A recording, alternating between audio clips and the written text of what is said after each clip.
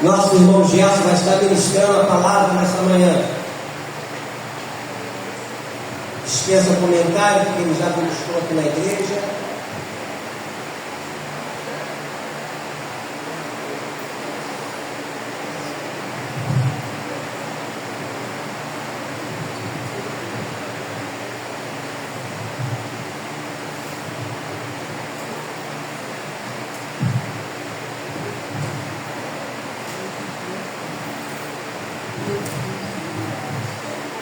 Bom dia, irmãos, a paz do Senhor.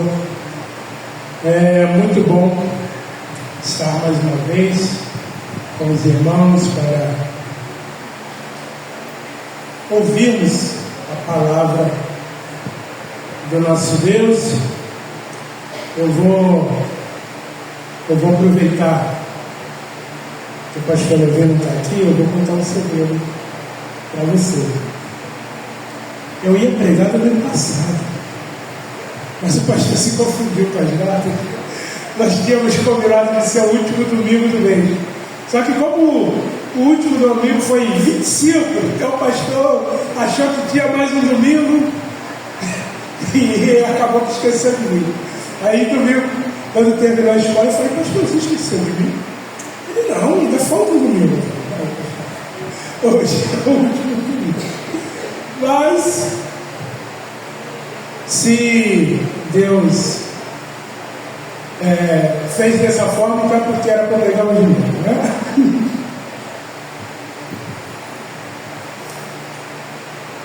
Quero dividir com os irmãos, como sempre quando eu prego aqui, são palavras que Deus tem falado no meu coração. E esse texto, há um tempo que, de vez em quando, eu me pego com esse texto, com essa passagem em minha mente. Vamos nos colocar de pé, vamos abrir a palavra do nosso Deus no Evangelho de Mateus, no capítulo 8. Mateus capítulo 8, do verso 1 ao 4.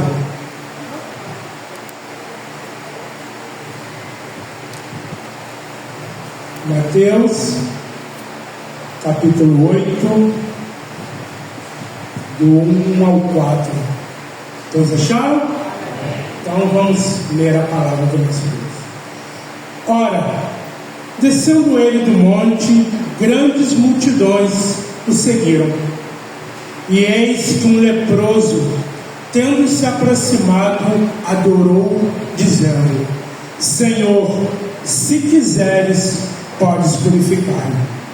E Jesus, estendendo a mão, tocou-lhe, dizendo: quero, fica limpo. E imediatamente ele ficou limpo da sua lepra.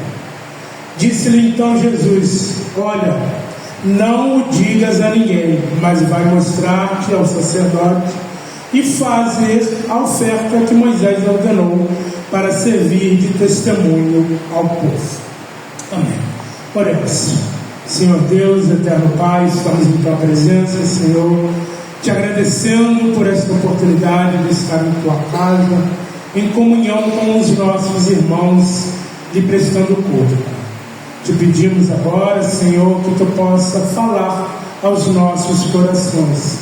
Fala, Senhor, que os teus servos ouvem.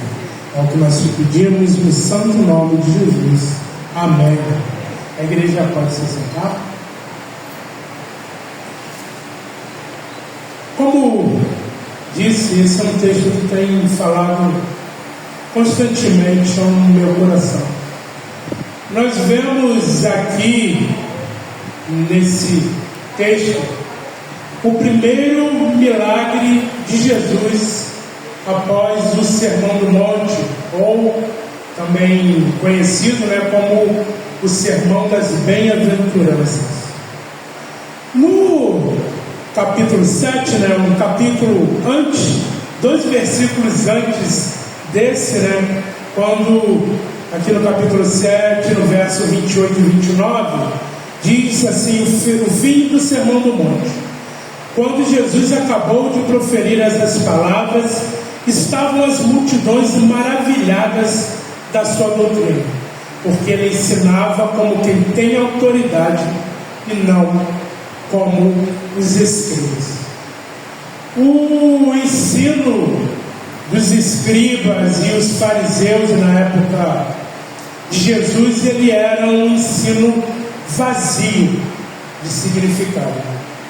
Eles tinham por hábito se reunir e ficarem discutindo um com o outro, apontando mandamentos obscuros, meio que fazendo pegadinha com um com o outro, de você conhece esse, a outro refuta, mas não, tinham aquele, e ficavam citando mestres antigos que vieram antes, e era simplesmente uma autoridade baseada em tradição. Mas Jesus não era assim. Nós vemos que Jesus, ele ensinava diretamente das Escrituras com a sua própria autoridade. As multidões estavam maravilhadas com esse Jesus que ensinava, mas Mateus agora vai nos mostrar um Jesus que não era apenas eloquente, um Jesus que não era só poderoso em palavras, mas também um Jesus que era poderoso em ações. Mateus era um judeu e, como sabemos, ele estava escrevendo, quando ele escreve o livro, o Evangelho de Mateus, ele estava escrevendo para os judeus. Ele estava preocupado em seu livro em mostrar àqueles que estivessem lendo que Jesus era verdadeiramente o Cristo. Ele era aquele que foi profetizado e anunciado. Mateus, ele não estava preocupado em escrever um livro que seguisse uma ordem cronológica precisa, mas ele estava preocupado em ser didático, de organizar o seu livro em blocos de maneira que o leitor pudesse experimentar passo a passo a vinda do reino de Deus na pessoa de Jesus. Nós vemos isso nos capítulos anteriores ao texto que nós lemos. Mateus começa com o nascimento, depois ele fala da fuga para o Egito, o retorno à Galileia, o batismo, a tentação no deserto, ele fala do sermão do monte e agora as obras do reino serão inauguradas. Até o capítulo 7, no livro de Mateus, nós vemos que nenhuma cura pessoal, assim, de Jesus tinha sido citada. Jesus não curou. Nós vemos que lá no capítulo 4, no verso 23 e 25, diz assim: percorria Jesus toda a Galileia, ensinando nas sinagogas, pregando o evangelho do reino e curando toda sorte de doenças e enfermidades entre o povo. E a sua fama correu por toda a Síria. Trouxeram-lhe então todos os doentes, acometidos de várias enfermidades e tormentos, endemoniados, lunáticos e paralíticos, e ele os curou. E da Galileia, Decápolis, Jerusalém, Judéia e da além do Jordão, numerosas multidões o seguiram. Mas essa é a primeira cura pessoal. A cura do leproso é o primeiro grande milagre público e pessoal do Senhor após o Sermão do Monte. Primeiro, Cristo se revelou o reino com palavras, mas agora ele confirma a sua autoridade com obras.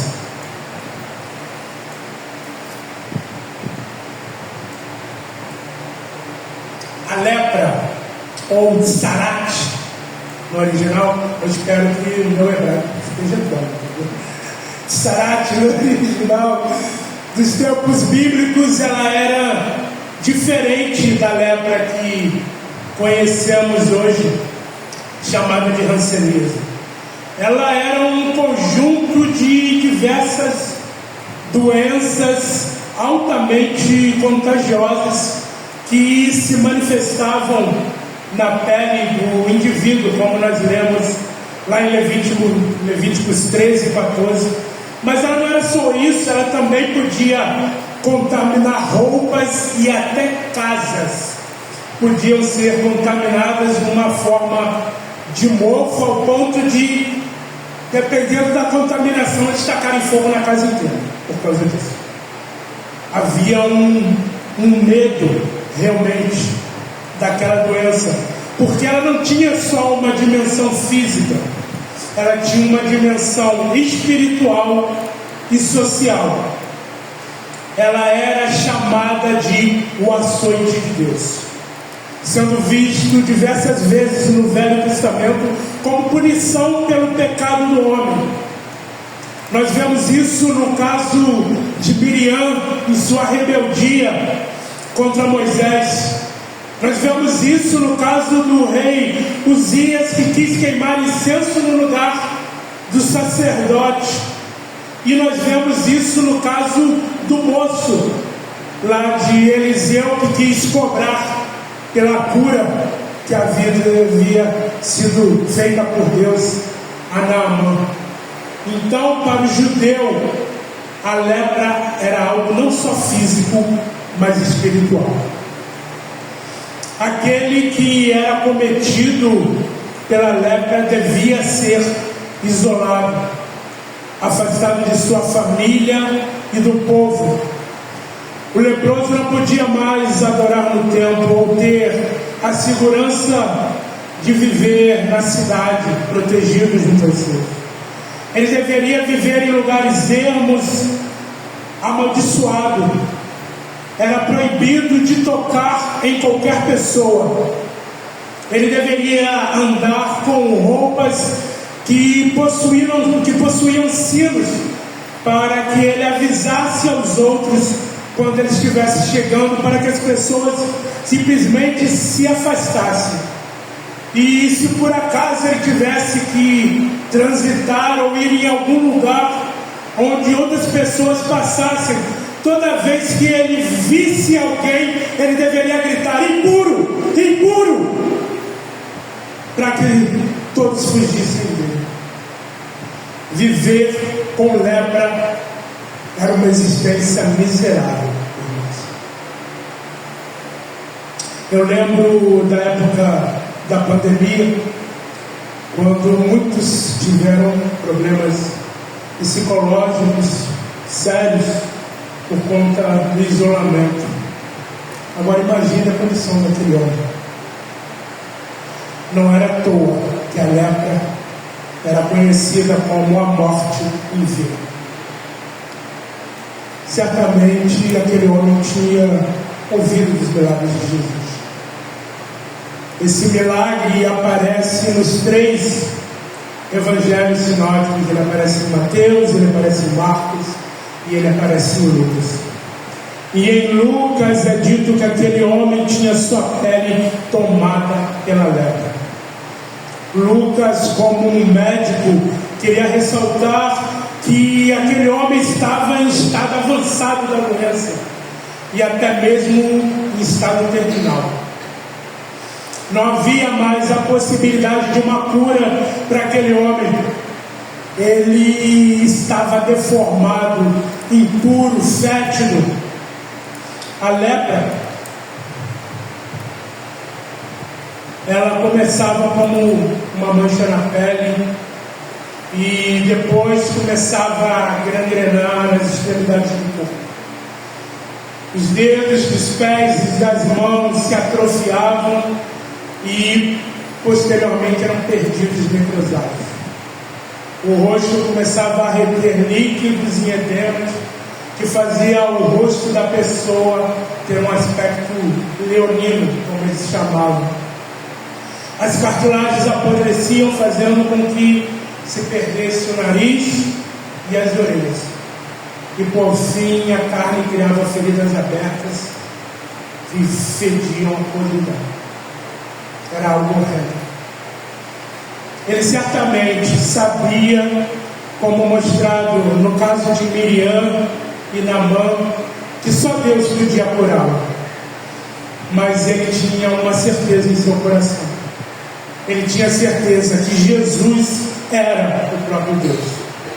Pois é dito no verso 2, como nós lemos: eis que um leproso, tendo se aproximado, adorou, dizendo: Senhor, se quiseres, pode purificar.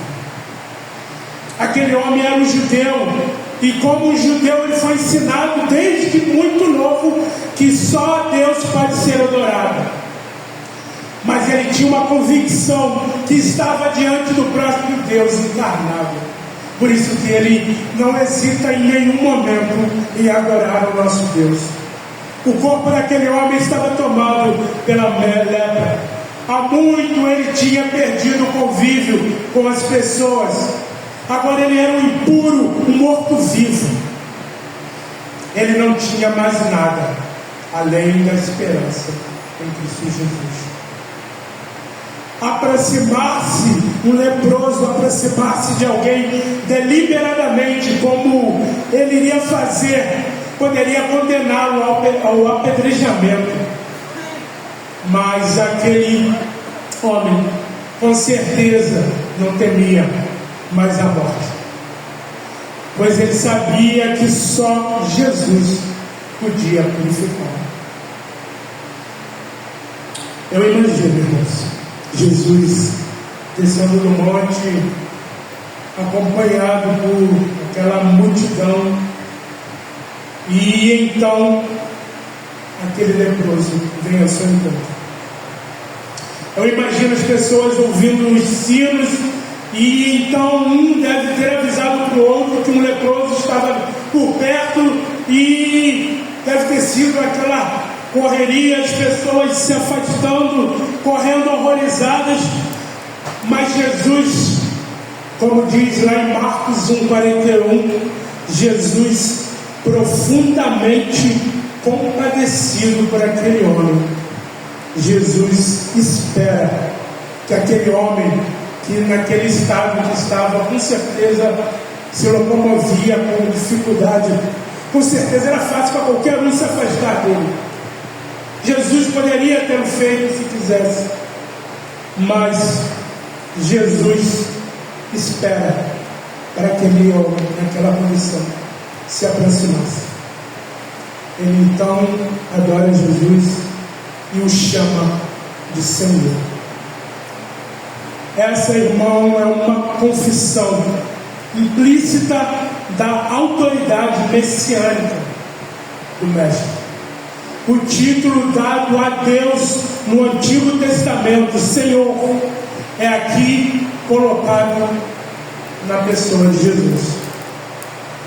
Aquele homem está prostrado ali, humildemente, diante do Mestre, e faz uma declaração profunda, um pedido que parte da alma angustiada, que não tinha mais esperança em nada senão Jesus. Esse pedido, irmãos, que, como eu disse, constantemente vem à minha mente, ao meu coração, é: Senhor, se quiseres, pode purificar. A lepra não era uma doença como as outras. A lepra, para o judeu, era a personificação do pecado do homem. Aquele homem, ele não pede cura, mas ele pede a limpeza total e plena da sua vida. Ele tinha certeza da capacidade divina de Cristo, mas ele se coloca à mercê da vontade do Senhor. Na minha faculdade, eu tive uma professora que ela tinha uma frase que ficou marcada na minha mente. Sempre quando ela ia falar sobre algum projeto, sobre algum trabalho e tal, e ela meio que queria engajar a turma, ela sempre dizia que nem todo mundo que quer pode, e nem todo mundo que pode quer. Jesus é o Filho de Deus. Ele é o Cristo profetizado. Ele deixa claro que pode e quer salvar o homem pecador.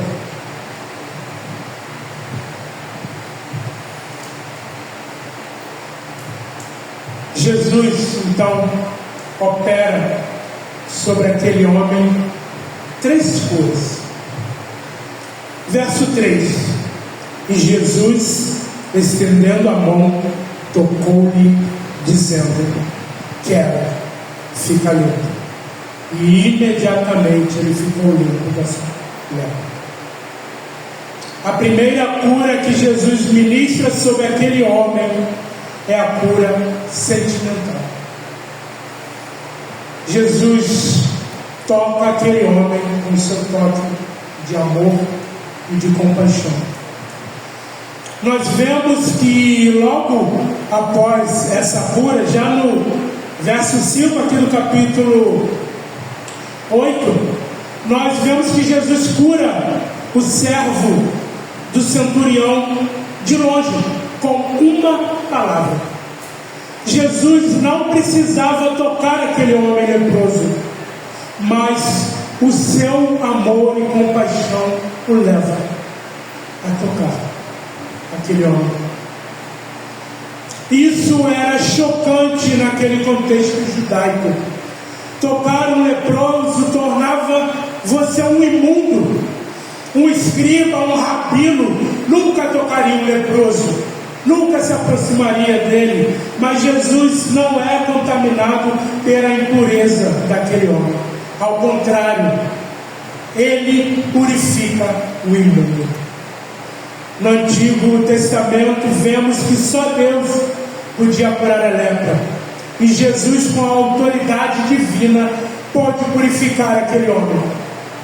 Jesus, ele não abole a lei, mas ele mostra que ele é o Senhor da lei.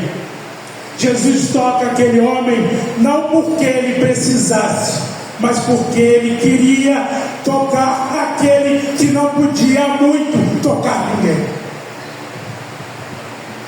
A segunda cura que Jesus ministra sobre aquele homem é a cura física. Jesus disse: quero, fica limpo. Aquele homem não sabia se Jesus queria curá-lo, mas ele se colocou à mercê da vontade de Deus revelada em Cristo. E como isso é difícil, irmãos.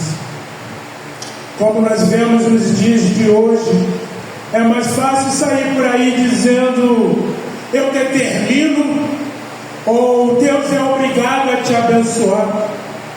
É mais fácil dizer isso do que dizer: Senhor, seja feita a tua vontade. Uma coisa, irmãos, que eu tenho experimentado na minha vida e na vida da minha família, é que Deus age quando nos rendemos totalmente à vontade dele. Quando não temos nada além dele, nós podemos ter a graça e a alegria de ouvir da boca do Mestre: eu quero. Assim como Deus cria o universo dizendo: haja luz, aqui Jesus diz: fica limpo, e a realidade obedece. O verso 3 diz: e imediatamente ele ficou limpo de sua lepra. Talvez aquele homem esperasse que Cristo o mandasse realizar algum ritual de purificação, como no caso da cura de Naamã.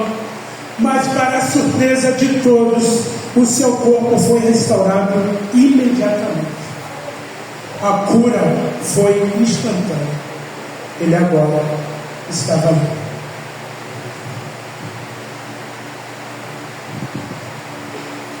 E a terceira cura que Jesus ministra sobre aquele homem foi a cura social.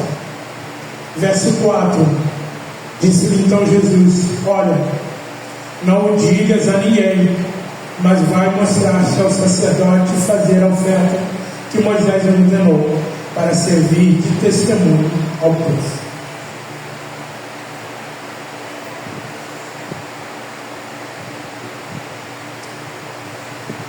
Jesus estava preocupado que aquele homem fosse restaurado, a sua família e a sociedade.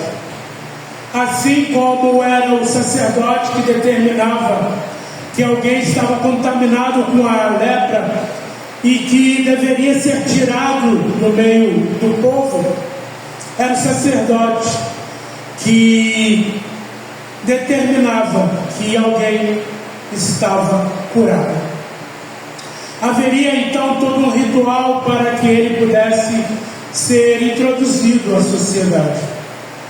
E em meio ao ritual de purificação, sangue e água deveriam ser aspergidos sobre aquele homem. Sangue inocente que mostrava que aquele homem estava puro.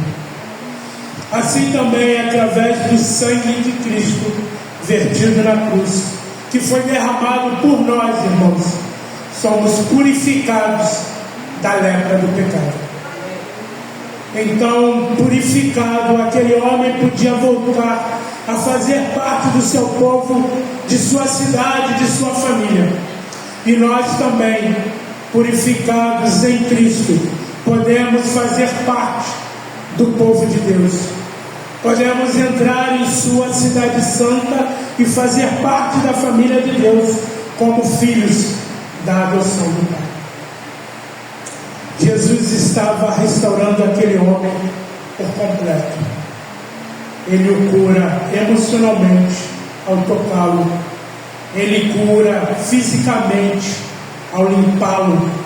E ele o cura socialmente ao enviá-lo ao sacerdote para que ele pudesse ser restaurado à sua comunidade. Jesus restaura por completo.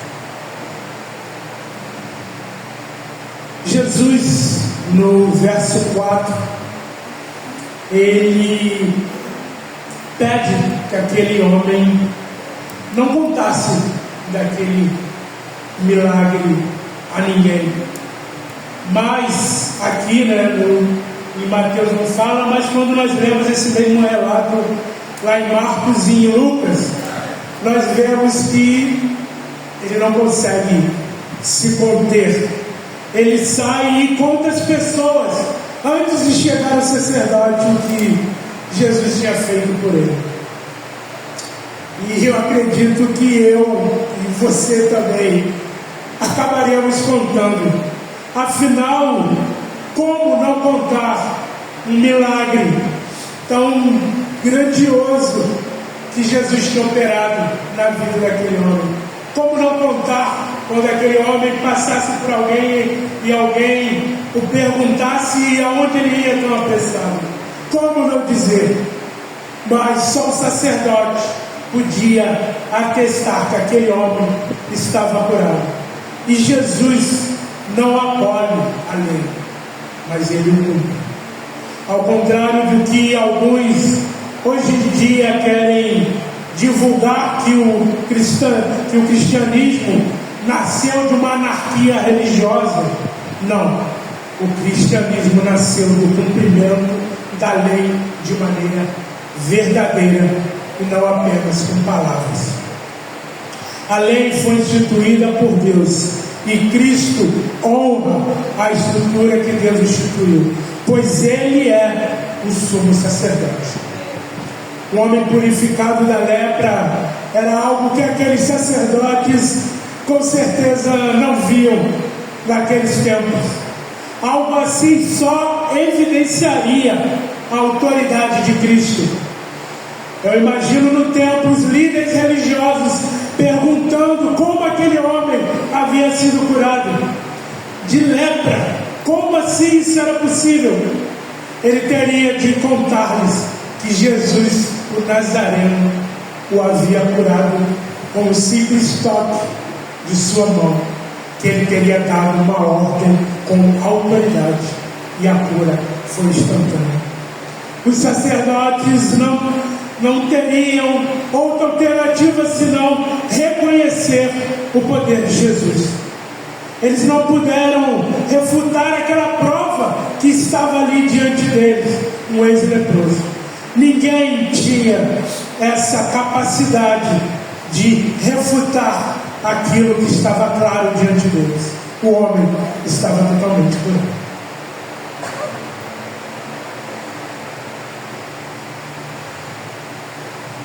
E por último, irmãos, Cristo, quando ele dá essa ordem, um dos motivos pelos quais ele faz isso,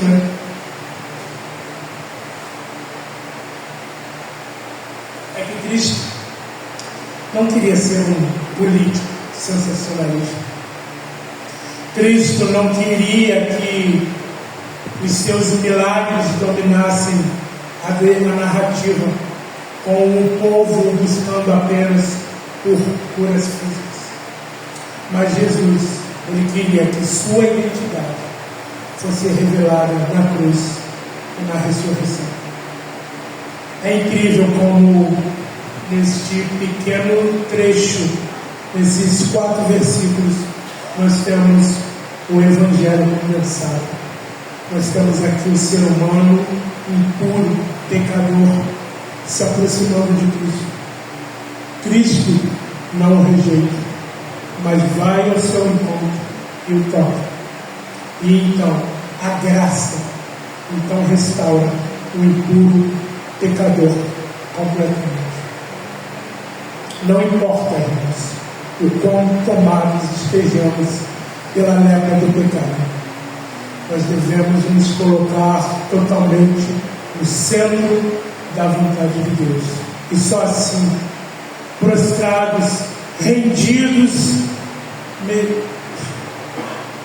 diante do poder de Deus, é que em meio à adoração a esse Deus todo poderoso, que nós podemos ouvir: eu quero ficar limpo de seus pecados, fica limpo de suas dores, fica limpo de suas angústias, fica limpo de suas aflições e temores. Eu quero ficar limpo. Que Deus nos abençoe.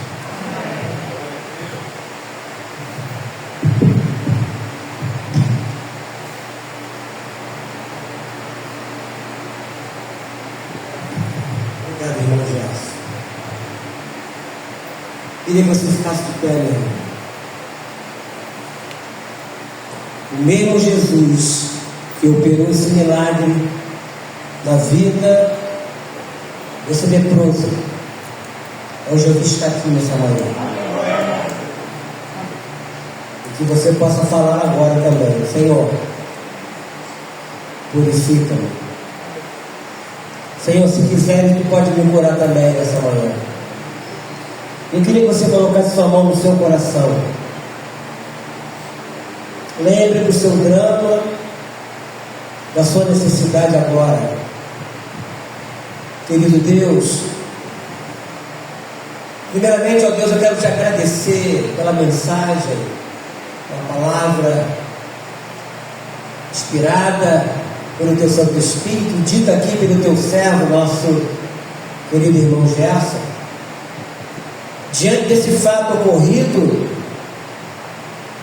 que não seja apenas uma narrativa histórica, mas que seja para nós, ó Deus, uma grande realidade, e que da mesma forma que o Senhor operou na vida daquele leproso, tu pode operar também aqui na vida da minha irmã e na vida do meu irmão. Eu creio que o tempo de milagre, Deus amado, não acabou. Tu és um Deus de promessas. Em Hebreus 13:8 diz que Jesus Cristo ontem e hoje é o mesmo e o será para sempre. Então, nós estamos aqui diante desse fato ocorrido, mas também diante da tua presença. E eu clamo a ti agora, Deus, se quiseres, Tu pode curar a minha irmã agora. Tu pode curar o meu irmão agora. Tu pode curar aqueles que vão estar ouvindo essa mensagem, Deus. Eu creio que Tu pode fazer hoje o que Tu fez na vida daquele leproso. Então, em nome de Jesus, opere na vida agora do meu irmão, da minha irmã, curando, restaurando, transformando a maldição na bênção. Eu Te peço isso, meu Deus e meu Pai, no nome santo do nosso Senhor e Salvador Jesus Cristo.